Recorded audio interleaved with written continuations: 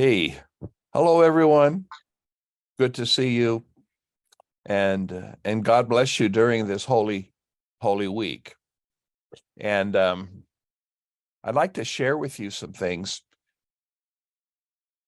from Scripture, but also through the imagination and the intellect of some amazing artists as they depicted Holy Week.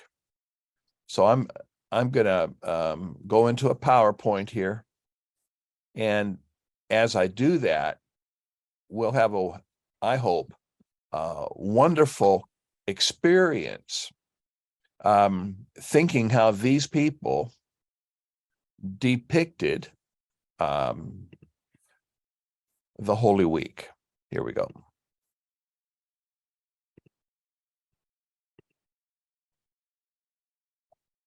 Okay, and let's see here. How do I see the full? Here it is, full screen. Okay. Passion Week through the eyes of thoughtful artists. Anybody have a guess as to who this artist is?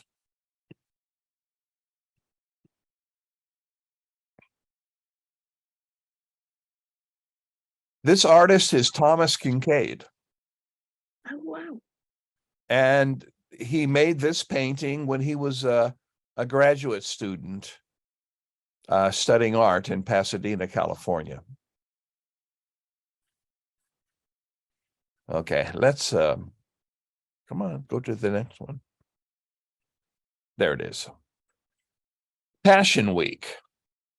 And this is like through the filter of Matthew 21 through 27. But these are the things that happened during Passion Week. On Sunday, the crowds cheered Jesus's entry to Jerusalem. On Monday, Jesus got angry, and he got angry, and he angered, and he threw out the vendors out of the temple, the cleansing of the temple. He even had a whip. On Tuesday, he's still a little bit upset. He confronts the hypocrisy of the Jewish leaders. Now, on Thursday, Judas was bribed to betray Jesus. And that changed the course of history. Thursday was a big day, Maundy Thursday, the Last Supper. Then Judas betrays Jesus. Peter denies Jesus. And of course, in the Gospel of John, you see the prayer in Gethsemane. And on Friday is Jesus's crucifixion. And the chief priests rally to the chant to crucify him. He was crucified. He was laid to rest. We're going to see some interesting pieces having to do with that. And then, of course, this slide doesn't show, but Sunday was wonderful. So the first was Sunday, and this is the entrance of Christ to Jerusalem. And I just want you to just look at it. And I'm going to ask the same question many, many, many times. What do you see here? And I want you just to talk and to tell me what you think. What do you see?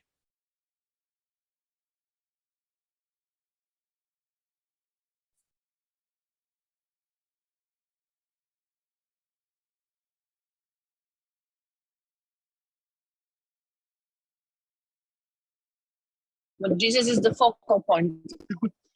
Yes, that's right, DeMar. In the center of everything. Yes.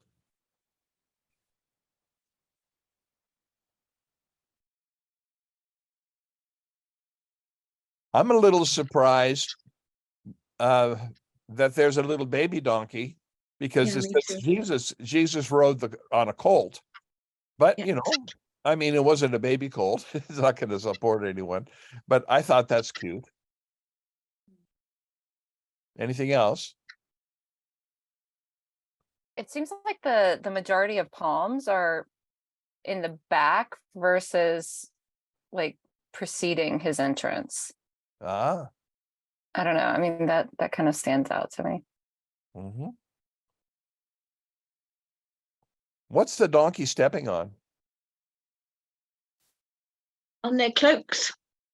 Yeah. That's right. I love it that the guy's holding up his baby. I just think that's precious.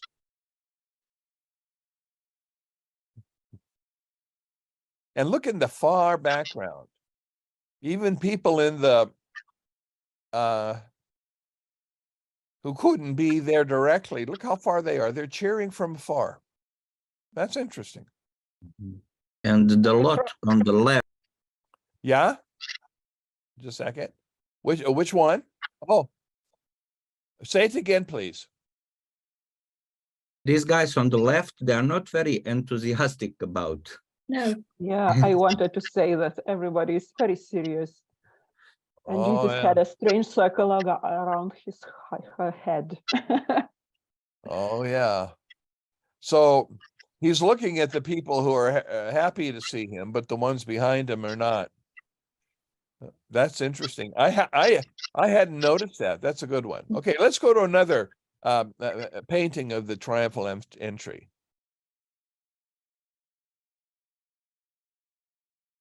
Anthony Van Dyck. Again, what do you see?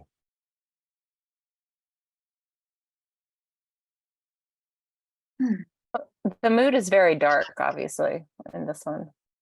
Yeah. Yeah, it's much more dynamic. There's a lot more movement, and Uh-huh. yeah,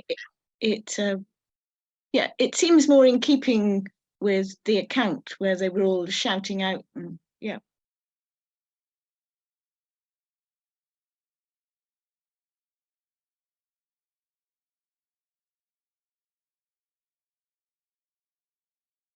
Jesus seems to be the only calm one in the painting. Yeah. Oh, that's good. Mm-hmm. Let's What do see you any think of the guy in the front?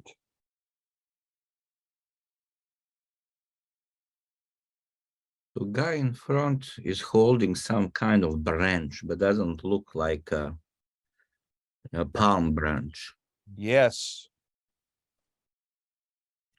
And It's like he's setting a fire, you know. yeah. I'm sorry, but the way this photo is cropped, you can't see that the guy in the front is barefoot and his left foot has 6 toes. And it's very deformed. And so it just gets me to guess. I wonder. Are you talking about the guy in the darkness, like the one? Oh, that's another one. And that's a very good insight, Damaris. But I'm thinking about the guy that has all the muscles. And, you know, in the very front to us, holding a branch and even deformed muscles. It's what's Van Dyck trying to say? And he's the guy that has 6 toes. Yeah. And of course, does everyone see the guy in the dark in the shade on the left? Mm-hmm. What do you think that is? Stop. I wonder mean, if is that he's the guy- representative he's- of Judas or? Anne, did you say something? No, it wasn't me. Okay. Okay, so maybe that looks like Judas. Okay. Any other thoughts? But I think it's more like a man that just the man that thinks that he's in a sin and coming to Christ, towards Christ, you know, looking for forgiveness. That's how it looks for me. And then Jesus is like, his hand is towards this man, like, like I don't know. That's like it's just like a symbol of either artist put himself there, like he is, he is recognizing himself as a sinful man that approaches the the Holy Christ. I don't know. It just, that's how it looks for me, you know. Yeah, that's really good, Damaris. Yeah, he looks penitent. Mhm. I'm looking for any women, and the person on the right in the red may be a woman, maybe the only woman in here, and that fella on her left is giving her quite the stare. Oh yeah. Huh. That's interesting, Bob. I Hey, think also, like the Christ figure is making a sign of absolution, which is interesting, like what I guess the previous person was saying about like looking towards someone that's in the darkness or in sin. mhm. That's interesting. Yes. Now, final question. Upper left, extreme upper left, to the left of the tree, what do you see?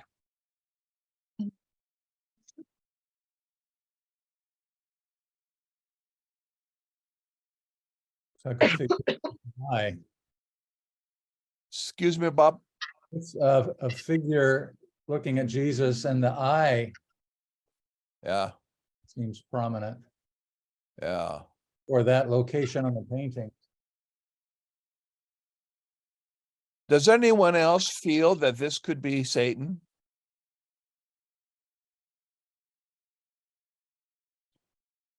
I can't tell for sure, but on his head, are those little horns? I don't know. But seems to me it could be. Hmm. Let's go on. Monday. Now Jesus goes to the temple and he's not a happy camper. I saw this painting in the Prada in Madrid. El Greco. And he was a fabulous painter. Let's look at it. What do you see?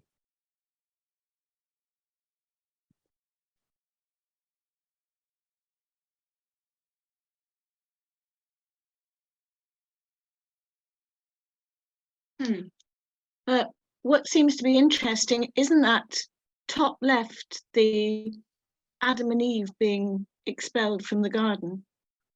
Is It that sure is. Mm.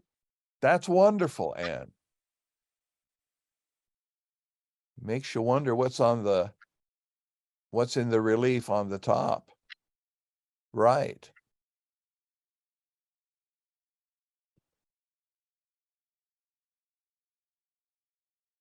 Yeah. But But scarlet colors of a Jesus dress. Mm. Uh-huh. That's Yeah, I mean, they're very maybe a powerful. bit prematurely Yeah, for that color. yeah. What I like about it is the movement in the foreground seems to be mirroring the movement in the expulsion. So it's a clever painting. Wow, yeah. Those two men on the right side of Jesus, you know, those two older men in the background, Yeah. they're like they're talking to each other. They're almost like, you know, it's not like they are upset with Jesus, but they are saying he's right, almost like he's, yeah, we sin, we shouldn't, you know, let this happen, you know, like, you know, in the one of the guy like listening, his head is down. It's almost like in reverse, what have we done with this place, you know? Yeah. Yeah, that's really good. And then you have on the right front, on the bottom right front, you also have two old guys really into conversation. So now I think it's interesting that some of these men don't have shirts on.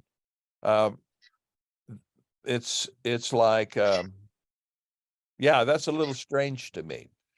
But of course, we see that in some of the very, very old paintings, you know, they have to put in the body, etc. But Okay, It let's reminds go. me of the Yeah. Samson, when Samson, that I forget which painting or which artist did it, but when Samson pushes down the pillars, Yeah. this very similar style or look from what I remember. Okay, that's El Greco. Purification of the temple. It's amazing to see biblical narrative through the eyes of artistic geniuses. Mm. And that's one of the, for those of us who are artists, and all of us are to some extent in this, even the people in this room right now, we have a calling, but part of our calling is to help people see through the lenses of the gifts and talents and creativity that God has given us, and it's to be a blessing. Okay, let's go to the next. Come on. Tuesday. Now, James Tissot, Christ reproving the Pharisees.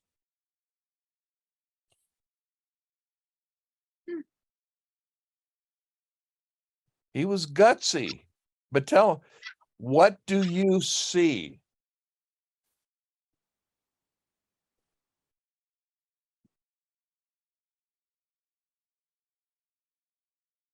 I think the contrast of the Christ figure in all white, which would imply like post-resurrection, versus the ones he's rebuking that are in darker colors and like that contrast, but then also the crowds behind him, which is interesting, like the public humiliation. Yeah. And the crowd is low, and it's like he's now kind of on the stage, at not the stage, but it's higher ground.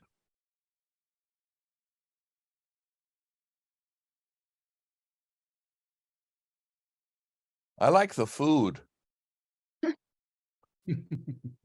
I like food anyway, but I like the food. It seems to me that guy is irritated. He can't finish his lunch.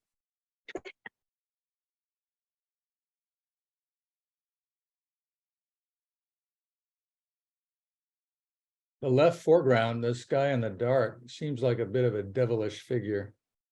Yeah, he does. Like the other. Yeah. It seems that Christ is, they should turn back to see Christ. We have other business, but Christ is behind them. So direction should be turned to Christ. Ah. Thank you.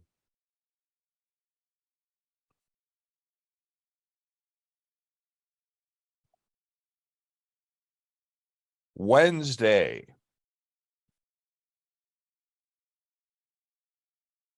30 Pieces of Silver by Molnar. What's this about? What do you see?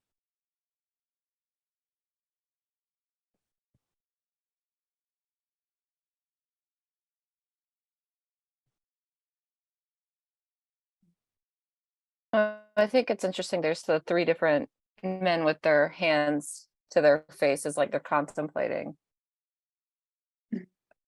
Yes. I guess Judas and what he's going to do and why he's his motivation. Yeah.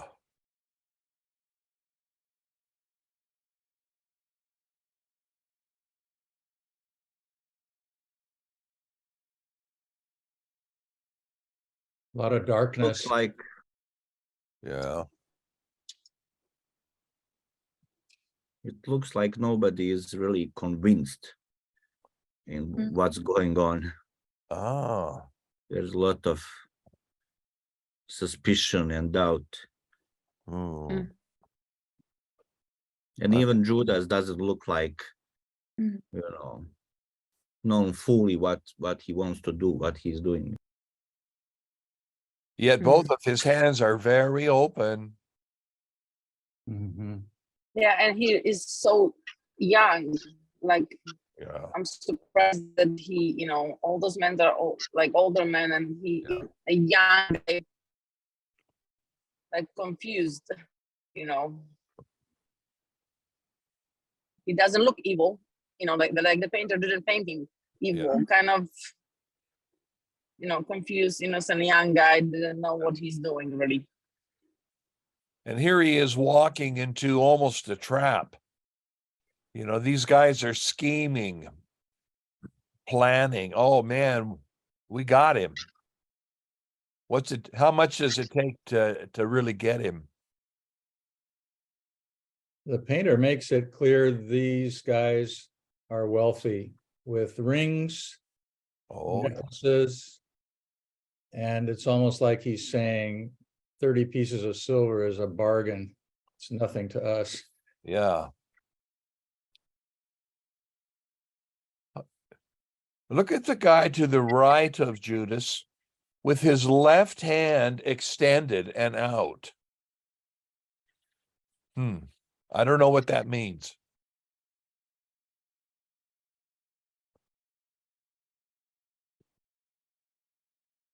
Thursday. Christ washing the disciples' feet by Tintoretto. He was from Venice.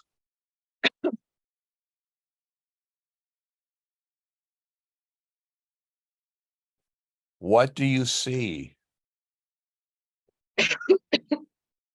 Everybody's getting excited that their feet will be washed,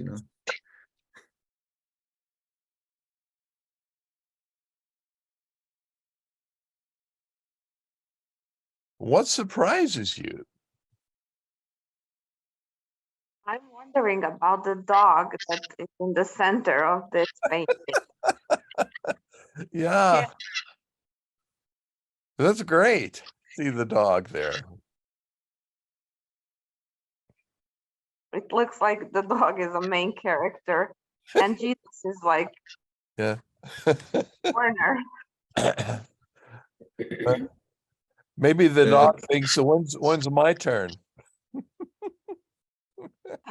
I feel like there's a lot of separation between everyone in this very majestic sort of scene, and it seems opposite of what's biblically depicted. Yeah. But then you have like the halos around the different indicators of like the apostles. And I wonder with the guy in the blue in the almost middle that's down on the ground, like if that is supposed to be representative of Judas because he doesn't have a halo. I don't know. Yeah. That's the one person that doesn't seem like he's been indicated to be saintly. What's happening with that guy? It looks like somebody's pulling his boots off, but they didn't wear boots. Is he pulling his pants off? Yeah, it's pretty funny. Yeah, that's the first thing I saw. I didn't see Jesus to the right until after a couple seconds. Yeah. And the table is pretty empty. Yeah. It's just like there's only a piece of bread on the table. Yeah, and a Like chalice. symbolic, Yeah. and maybe wine. Yeah, and maybe wine. I don't know. But the rest, I mean, it's just an empty table. No, it's crazy the proportions of things. How much clear floor. And now I want you to look in the upper right, not at the people, but it's like through a window. Do you see through a window? Yeah. Okay. As I was reading about Tintoretto, this is actually what's coming next, the Last Supper. So he's prepping for the Last Supper in the big painting, by washing disciples' feet and teaching, and of course, the Sermon on the Mount. The Upper Room Discourse. you know, because he preaches all of this in John. And look at, so this is the upper room. Well, certainly it wasn't as fancy as this painting depicts. Now I want to show you that the artist did a trick. He painted it so, how do I say this?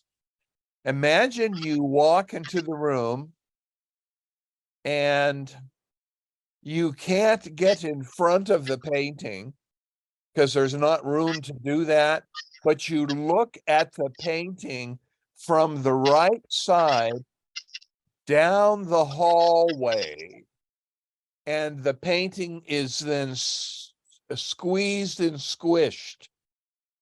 So you look at it diagonally, and if you do that to this painting, it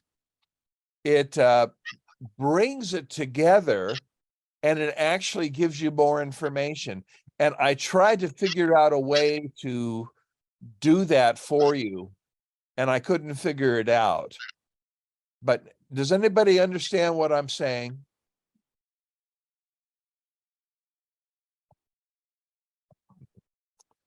Good job, Chuck.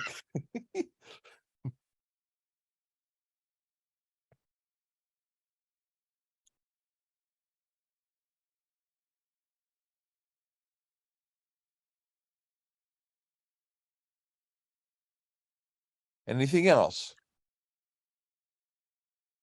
It's Roman. It's Roman arches and colonnades. It's not Jewish. Yes. That is not a Roman table where they would recline on cushions, not on Yeah. big benches like that. Yeah. Odd. It Now, looks to me, yeah, go ahead, Sasha. it looks to me that all of those characters whose feet was already washed Yeah. are somehow retreat into their own mind and contemplation. Oh, So every figure is disassociated from another one. Only this guy that pants are being pulled off, he's probably not yet, being washed. But all of these who are, they are somehow now in a deep thinking about what just happened. And the dog, for me, represents, like in this case, according to the human standards, dog has more dignity than Jesus in that particular moment, in a sense. Huh.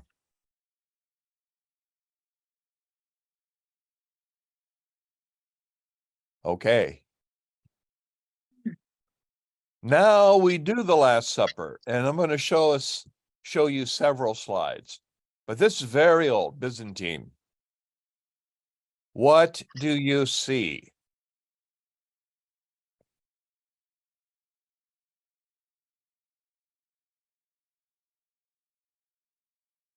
John, the beloved disciple, leaning on his breast. Yes. Is that a question mark above John on the wall? Well, sure looks like one. Yeah. And the word is mystikos, so like mystery.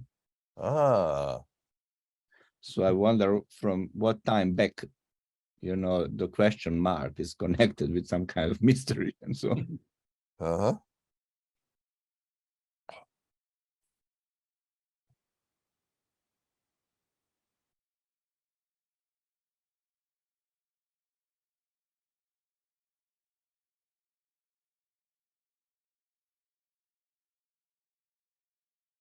Who's the guy in the bottom right?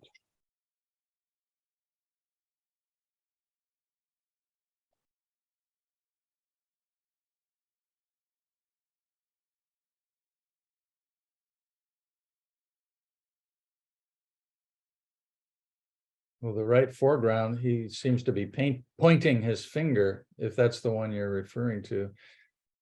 Well, the guy is pointing to the guy in front of him. Yeah. And I'm wondering if he's saying, he's the one. Mm-hmm.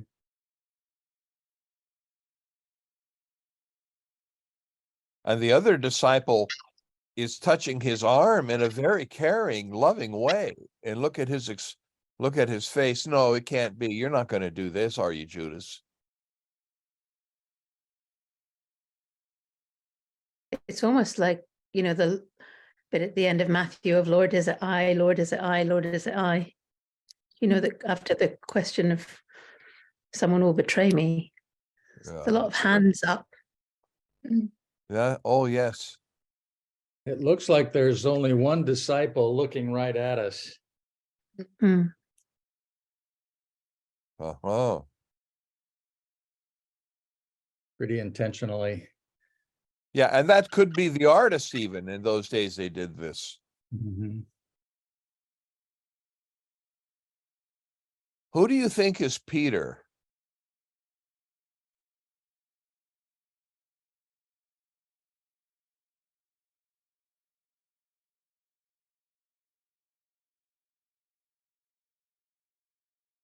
I almost say Peter's the one pointing. Or the one next to Christ. I don't know, on the left. Yeah, I think the one on the left.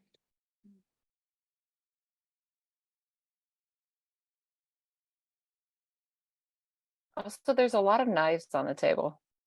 Yeah. What are they going to eat? Hey, check out the guy lower center right. Is he holding a bag of coins behind his back? Oh, Yeah. my goodness.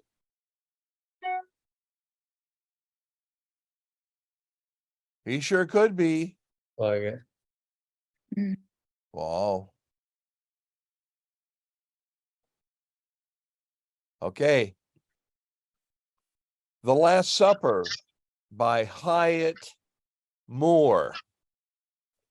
And I had to crop this painting because it actually had 12 disciples. But what do you see?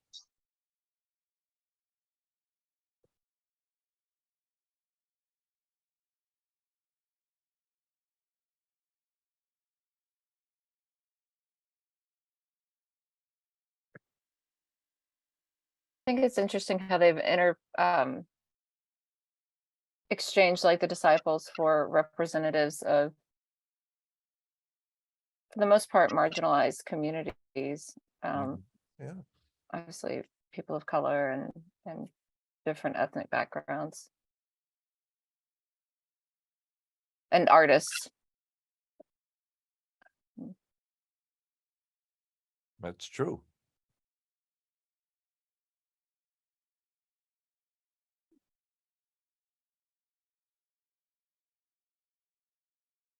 Bob, do you know who Hyatt Moore is?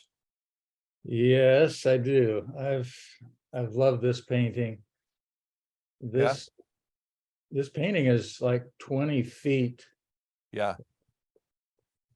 And it was painted for, I believe, the mission group now called Ethnos 360. Used to be New Tribes Mission, if I'm not remembering wrongly, but it's an attempt to show that Jesus came for all the peoples of the world. Yes. And there are many who have never heard of Christ, but he desires them to be at his table. Yes. So it's a beautiful, beautiful painting. Now, this artist was also, is the former president of Wycliffe Bible Translators.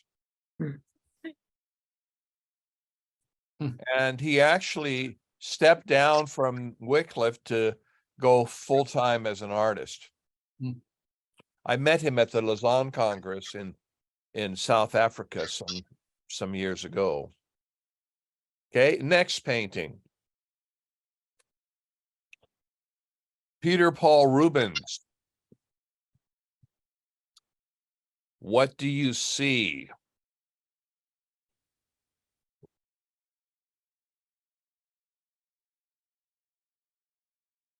There is another dog in the center. Absolutely. Only one person's gaze is focused out, Mhm. other than the dog. Yeah. He looks nervous, doesn't he? This is typically counter-Reformation Baroque painting, you know, there's no food other than just one glass of wine Yeah. and one Glucose. bread. Oh, thanks for that insight, Sasha. Uh-huh.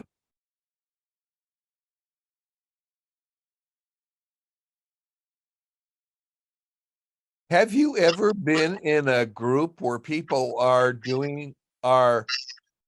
huddling so closely together in this way? Uh,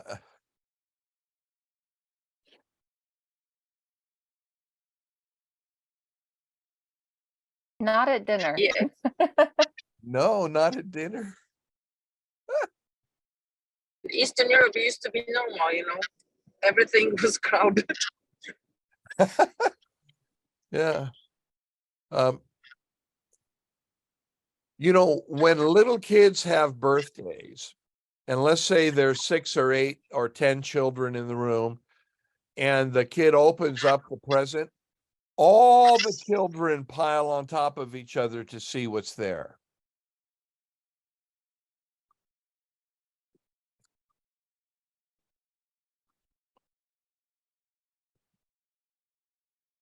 Okay. So now it's interesting, Sasha, you said Counter-Reformation, and this is Peter Paul Rubens. I don't know his, theological affiliation.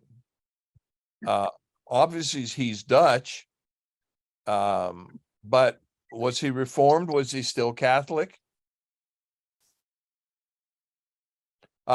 And you're a historian of art. Yeah, I think he was Catholic. Okay. Yeah. But he was also a diplomat.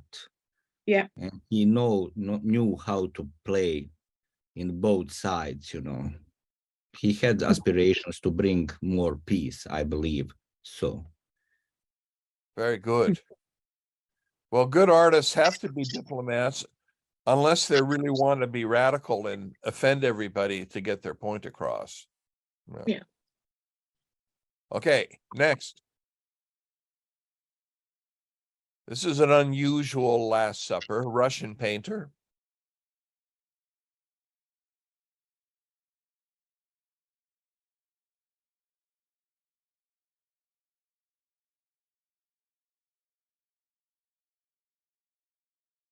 What do you see? what they are looking at, I wonder. Well, yeah. Yeah, it looks like they're watching a movie. But not.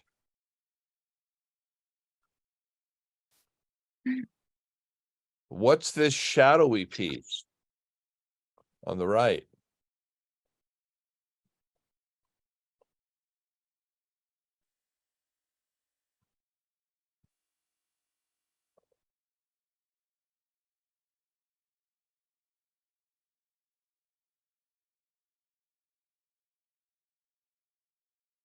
Maybe Judas just left the room.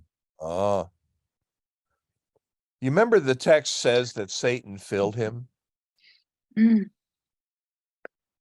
And everybody is looking like, Yeah. after where are you going? But Jesus knows where he's going. Yeah. Jesus is grieving.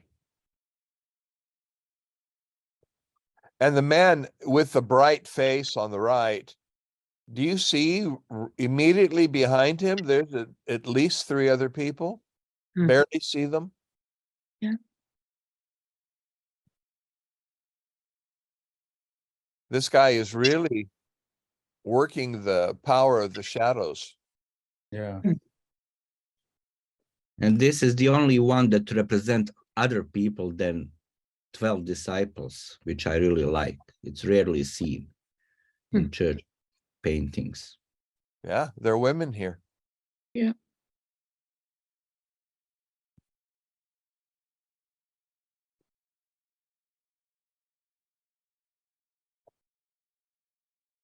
This is a Latvian painter, Vita Lukstina, and she lives in Riga. And she's actually part of our ImagoDei Latvia group.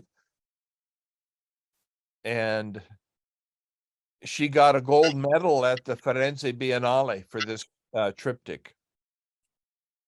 What do you see?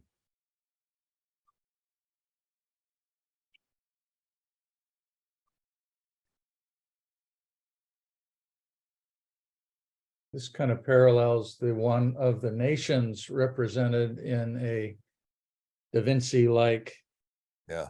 scene, only emphasis on let the little children come. Yes. Do you like this? It's got a message. Oh, yeah.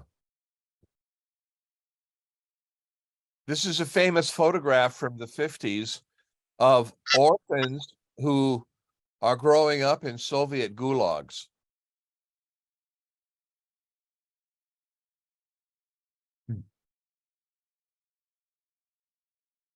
This is about orphans. This is about children who don't receive love. And when she was describing it to me, she was saying that in the Soviet system, orphans were neglected. You put them in their bed and that's it, in their crib. There was no love. Yeah, their bowls are empty. Yeah.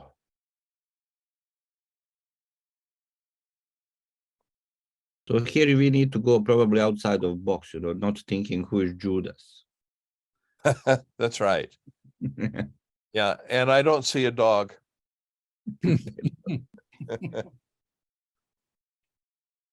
Okay, let's go on.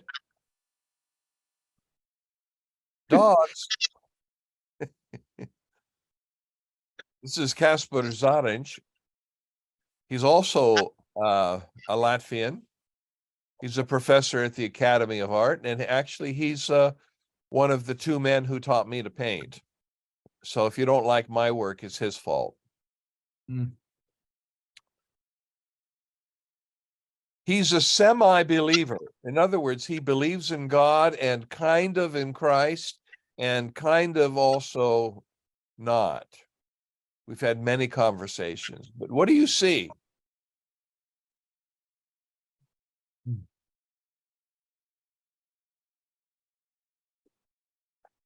Everyone's bald, with the exception of like the yarmulkes or possibly the Yeah. They almost look like Muslim prayer caps instead of yarmulkes because of the fullness that's covering the head. But is that a train? Yeah. Yeah. Okay. Interesting whimsy. Yeah.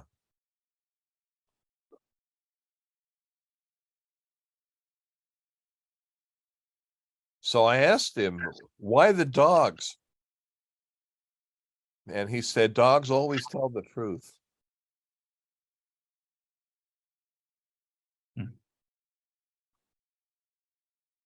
then why 4 dogs? So I think he's saying this painting is about truth. And one other thing, they all look alike. And they all look like Jesus. And this is something you need to know about Zarinch, is that he has a alter ego that he names the pedant, the thinker, the pedant. And that's the face of the pedant. Long, narrow, long nose, everything, long fingers, and that's the pedant. And he probably has 100 different paintings of the pedant doing something. And so when he puts the pedant in a painting, he's saying, I'm thinking about this. I'm thinking about that. And so this is the pedant. And he's saying Jesus is the pedant here. Or at the same time, he's saying any one of those disciples could have been us. He's saying I could have been any one of those guys. What do you think? I personally really don't like the face of Jesus, the way he painted. I can see that he doesn't there's no love in Jesus. He looks like an upset. I don't know. I really don't like it, to be honest. Very good. It doesn't create it. I don't know the guy, but I wouldn't say that this guy is a believer just by looking at this painting. That's what it bothers me. That painting is not it just bothers me spiritually. I just really don't like it, to be honest. Very good. Next. Or anyone else? There's a lot of slyness. You know, it looks quite sly. It looks quite they're scheming. Yeah. Yeah. Yeah. Here's the Russian painter again. The Last Supper. So this reminds of Bruegel famous painting about like feast in some kind of pub. Remember that one?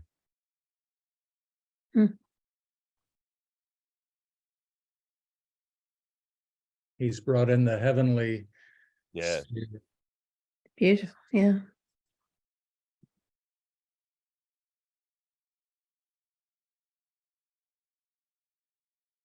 Keep going. What do you see?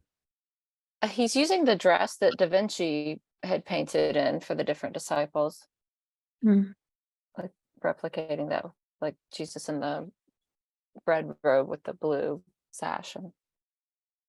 And Good observation.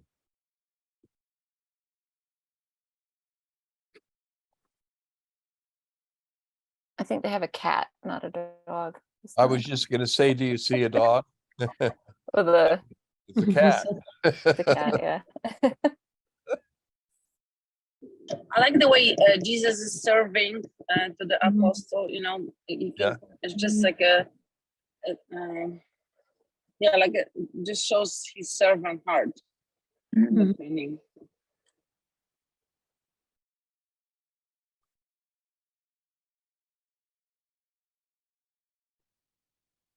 And there are many people in the room.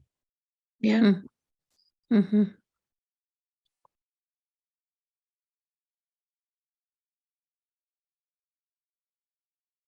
It's almost like anticipation of Pentecost as well, you know, with these angels and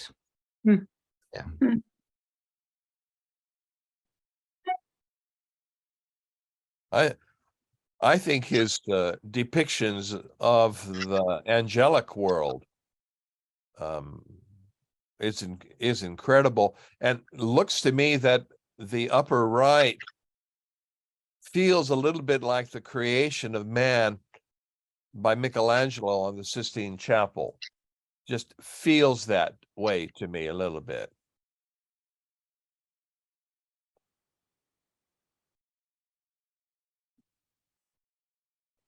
And the light coming from the left, you know, the fire in the sky.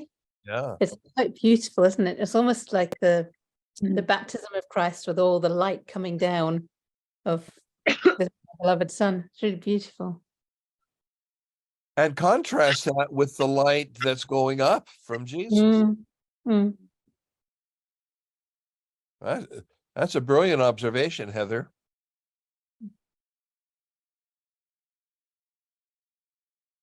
Okay.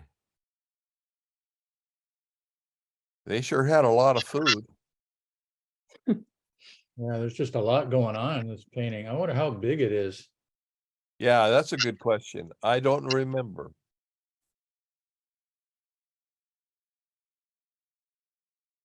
Okay, and I'm gonna have to hop off, but thank you so much for letting me join in today, guys.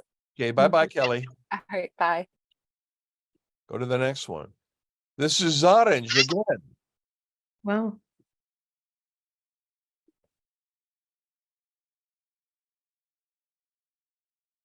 This Bird. time with birds.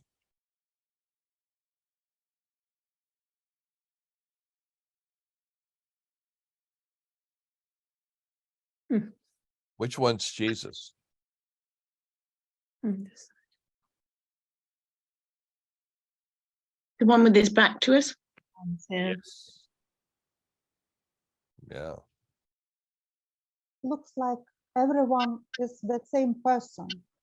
That's Mhm. right.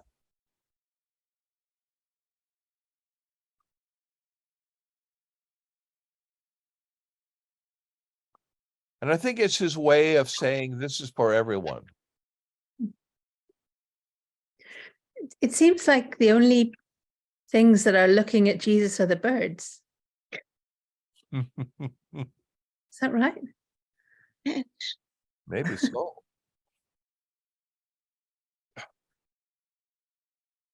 That's right. Okay, let's go on. Now, after the meal, Jesus and disciples went to the garden and praying in Gethsemane. This is El Greco. Mhm. Wow, what a master. What do you see?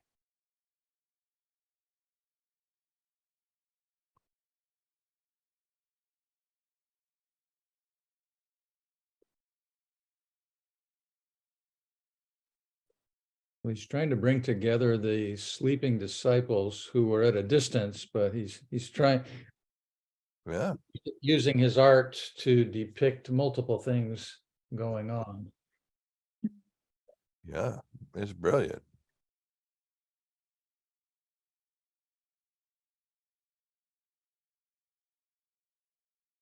What is the expression on Jesus' face?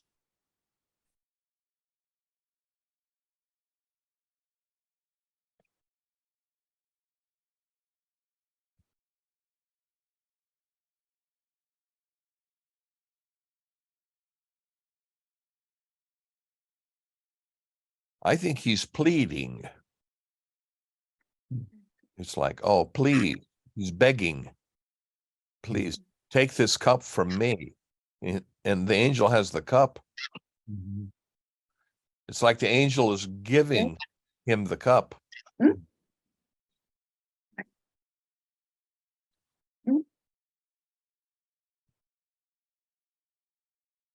Did you say something, Anne?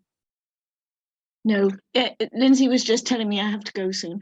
Sorry. Oh, okay. Yeah. Say, No, say hi to Lindsay. I will do. One thing that strikes me about it is the background, which is so sort of turbulent, and it makes me think, this is a real struggle going on here. It's Oh, that's right. Good Yeah. insight, Anne. Uh-huh. Anne, will I see you in Poland? no. Oh, that's bad news.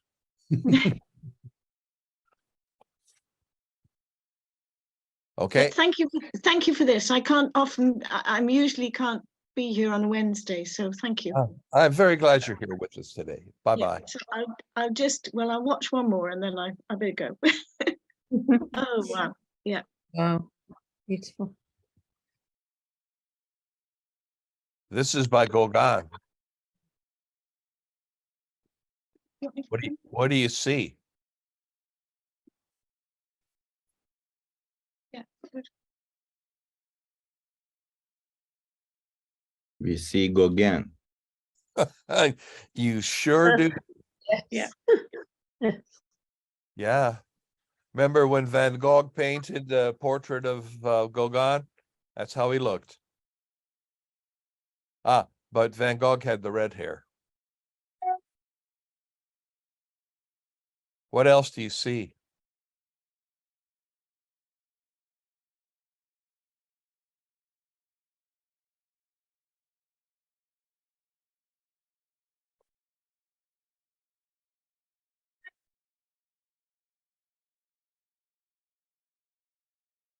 Well, the composition is instructive. I think Jesus looking away from the center, looking down,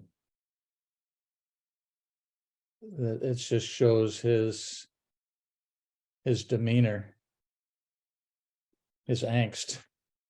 Yeah. Yeah. Angst is a great word for it, Bob.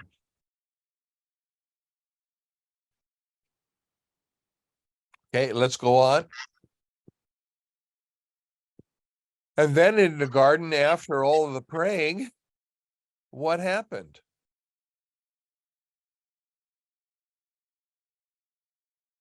He was betrayed. What do you see?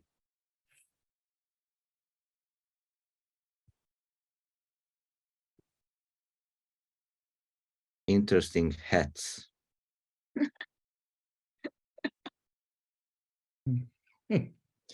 I think that, oh, I'm sorry. I think you're absolutely right. It's interesting. Hat looks like a funnel. You're gonna add oil to the car.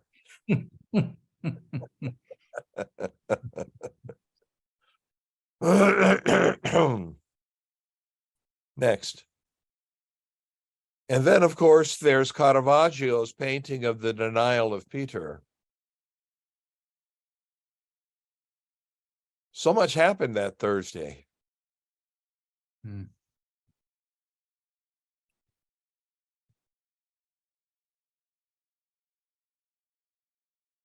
It's pretty fantastic. Hand gestures on Peter's chest. Who, me? No way. Yeah, that's right. That's right, Bob. But this is the closest depiction to the fisherman, you know, rugged man. Yes. Yes. It's very realistic.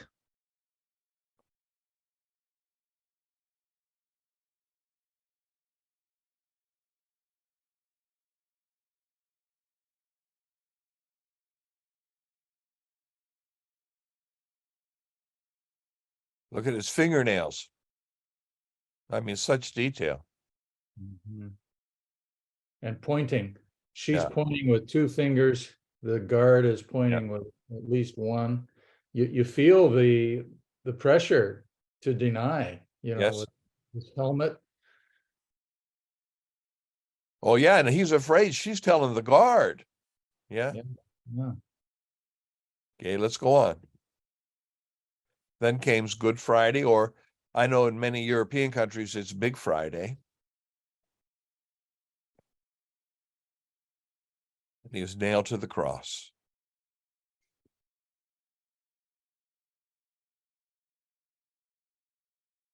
What do you see?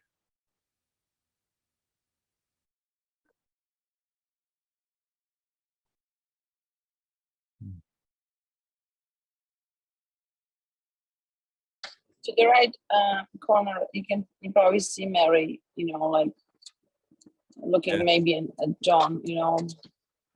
Yeah. Yeah.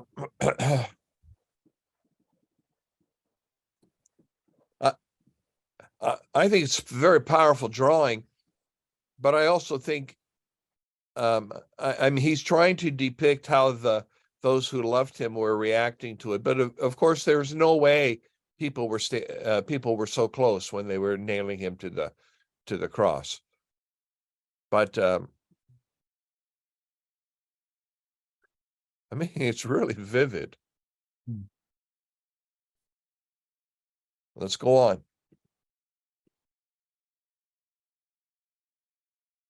Tintoretto again.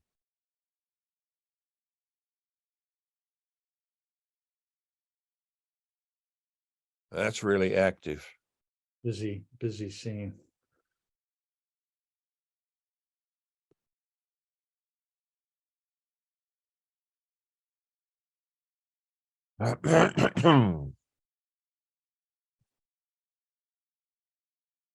So you see they're in the process of lifting up the second cross,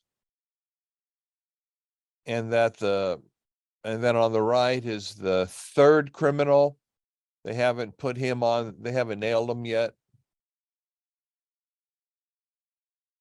fixing to do that.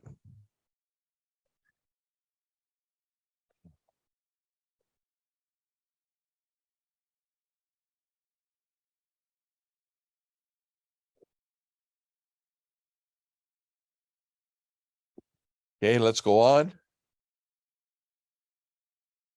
So he died. And is this not one of the most famous sculptures in the world?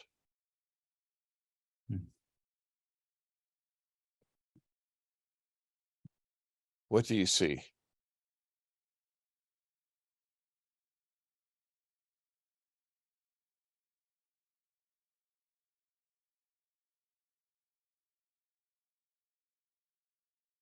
The pain of the mother.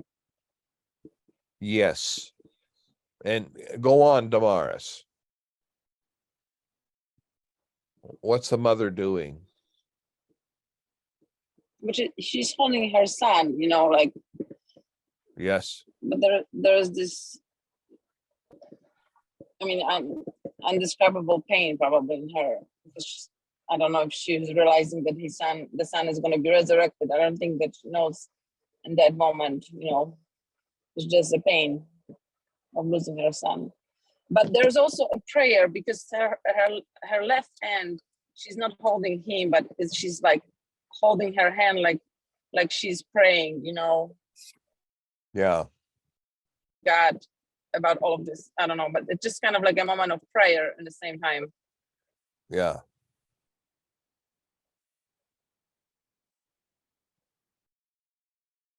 She's holding her son like a mother would hold a baby.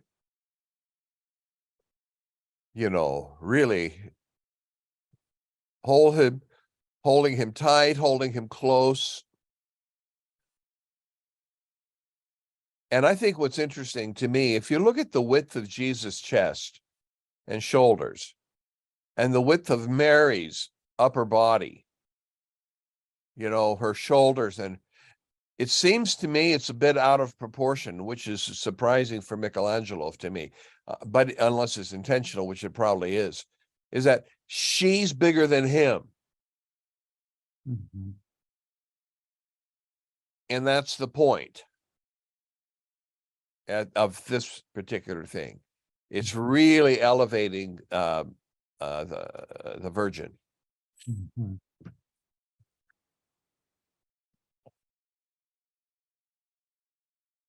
Let's go on. Here's another Pietà.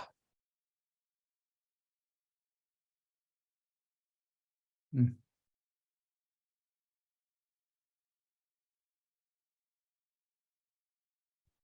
And in this one, Jesus is bleeding.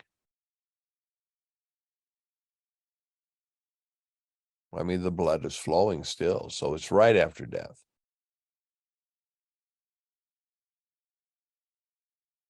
Let's go on.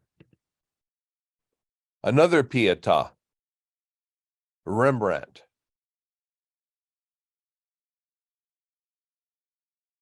What do you see? Doesn't look like Rembrandt at all.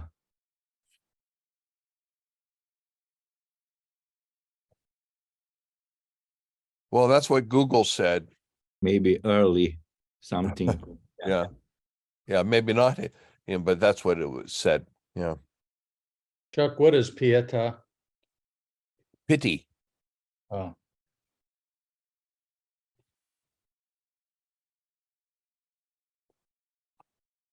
Yeah. I first saw the Pietà in 1973 when I went to Europe with my grandfather 50 years ago. And it didn't have any security or anything around. It was just right there. People could go up and touch it. But then someone tried to deform it with a hammer and broke Mary's nose off. It was repaired, but that was awful. Now you can't get near it. I think it's fascinating that there's the Hill of the Crosses right behind. And I think it's realistic in the sense that he's really heavy. It's like dead weight. mhm. Let's move on. So they carried him to the tomb.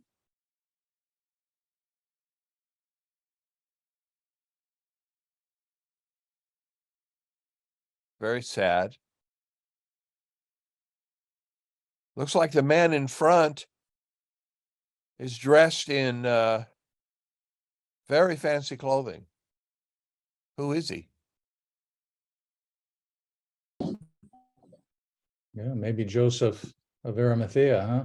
Yeah, it appears to me to be so. Yeah, his- Yeah. And I just have a conjecture, but I think the man looking up with his hands up, I think that's Nicodemus. Mhm. Okay, we're running out of time, so a little bit more. Then came Sunday.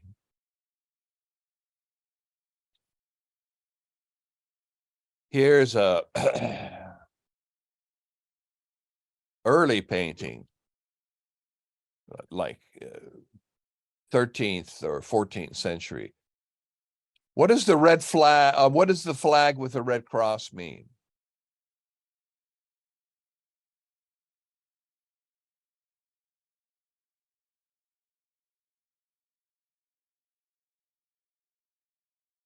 Whenever you see this in the old paintings, it means resurrection.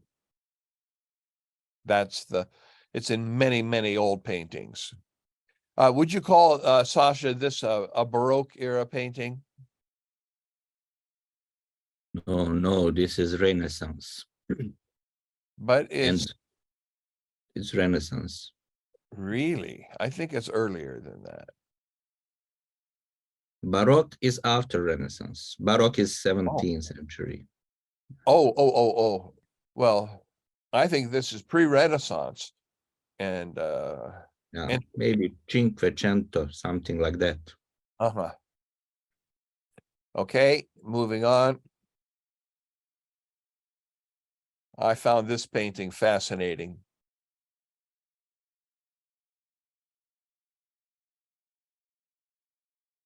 What do you see?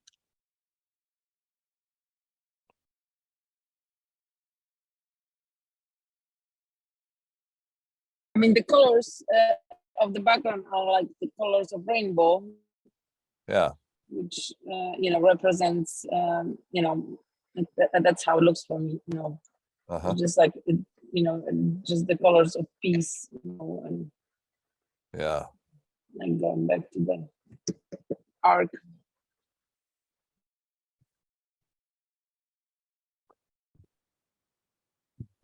Hey, this has been a good experience, I think. And half of you survived. But it's okay. It was a longer session. But I wanted to just say, share with me or share with each other, what's your overall impression of this last hour, looking at the Passion Week through the eyes of thoughtful artists?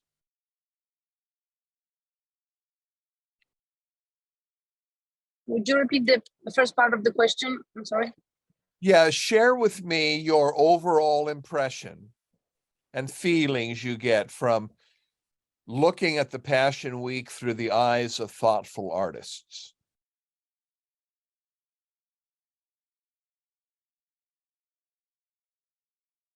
One thing that hits me is this is just a small sampling of the hundreds and thousands of paintings that have been done just of the Passion Week.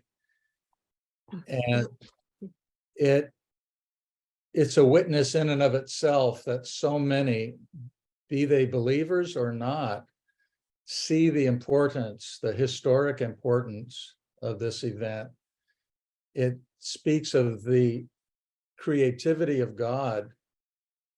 You see the individuality, you can recognize the painter from the style, just the individuality, the humanity that God has placed in giving us the image of God. And just the contrast that, for example, in Islam, you cannot paint figures. You're only allowed to paint beautiful repetitive designs. And yet in our faith, God blesses and honors the creativity of history and emotion. It just is, the volume of it is a testimony of the nature of our God. Amen. Good insight, my friend.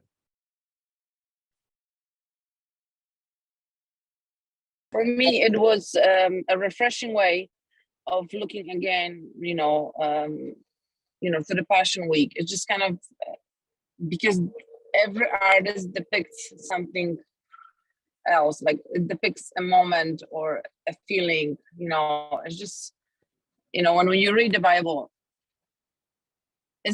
because I'm a visual, so maybe I'm an artist, so maybe for me it was just like I those kind of things, they speak to me more on a like on a deeper level. That this kind of experience is just on a deeper level for me personally. Yeah. We all see the same thing and we all see something different at the same time. Yeah, we do. Well, my dear friends, I'm sure glad that we had this time together. And I want to just say, if you haven't signed up for ELF, sign up. And I know lovely Damaris can't come, and we'll miss you. And I will miss you too, guys. And then You enjoyed all. if you're near Send me some Latvia, photos. yeah, okay. If you're near Latvia or in Latvia on April 15th, ImagoDei Latvia presents our theme is I am. And I'll show it to you real quick. It's a very special event. Go back to here, here, and here, and there it is. And we're meeting in the Hamlet Club in the old city of Riga. And I am a poet, a painter, a storyteller, a singer, a musician.